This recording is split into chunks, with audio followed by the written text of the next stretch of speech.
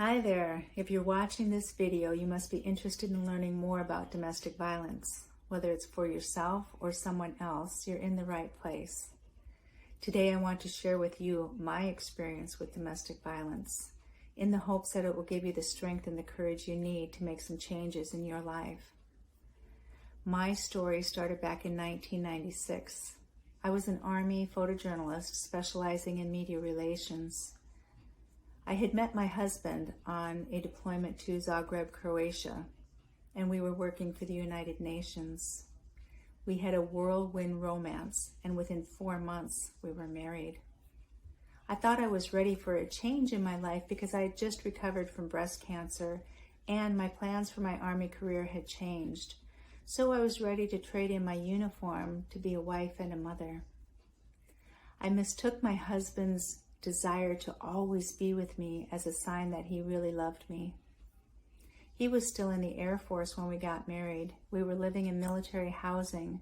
I got pregnant right away, and I thought I'd hit the jackpot. I was so in love, I was so happy, and I thought he was the perfect man. Then suddenly he changed. I became a prisoner in my own home. I wasn't allowed to go anywhere by myself. We had moved to a new duty station. I didn't know anyone, and I was far away from my family. I really thought I could change him. He was constantly accusing me of cheating on him. He became verbally and emotionally abusive. He would use his size to intimidate me. He'd grab me by the throat and pin me up against the wall, or he would use his body and push me up against the wall.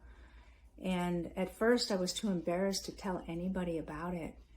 And, I just felt, how could this have happened? Because I was in the military. I had a great successful career. I traveled Europe all by myself. I traveled the US all by myself. I beat breast cancer. And I felt like I was a nobody in my home. I was so sad because I didn't want to raise my children in this kind of environment. I had no income, no friends, no family close by. And he did agree to start going to counseling and to church with me. However, when we go speak with a counselor, he would lie. He would act as if he was so innocent and that all we had was a communications problem. He was very manipulative, but he was also very charming. People who met him thought he was just a great guy. The ladies at church kept telling me how I needed to be a good wife and that God didn't approve of divorce.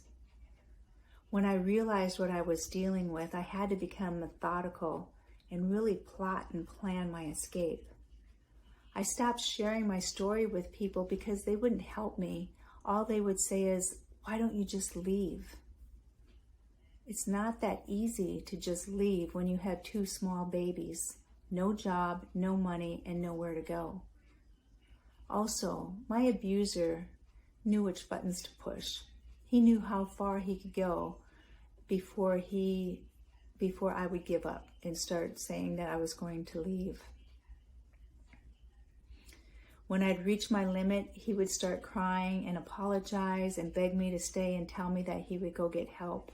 I believed him because I think he really wanted to change. He just didn't know how.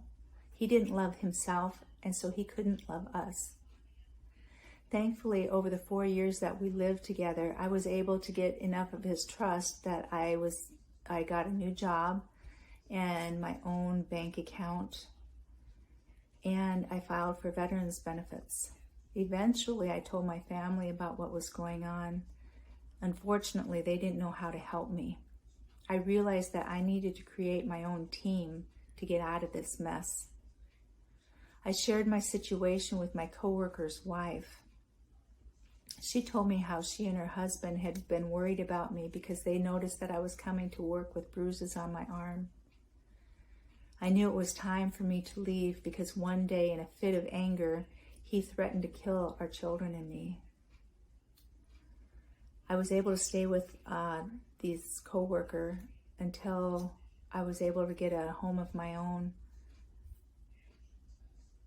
My ex-husband ended up being arrested 3 times after we were divorced. Once for stalking me and twice for assault. The ladies at the women's shelter told me that statistically I should be dead because ex-husbands who go after their ex-wives usually kill them.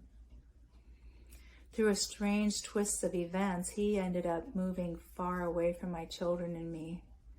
Thankfully, we were finally free from him. He did pay child support throughout their childhood.